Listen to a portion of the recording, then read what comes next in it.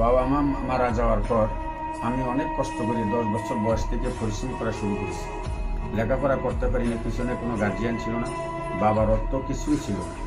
অসহায় হয়ে আমার ছোট 3 ভাই ও 1 বোনকে অনেক কষ্ট করে পরিশ্রমের বিনিময়ে খাওয়াইয়া মানুষ করেছি।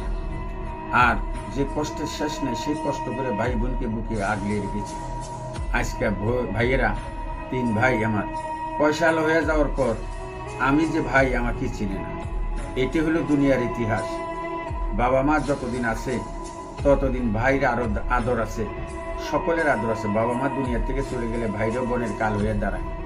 এটাই দুনিয়ার স্বাভাবিক, এটাই হলো দুনিয়ার স্বাভাবিক। ভালোবাসা থাকে না ভাইয়ের উপরে ভাইয়ের, বন্ধুর উপরে বন্ধুর, কোনো আত্মীয় স্বজনে মায়া মমতা থাকে না।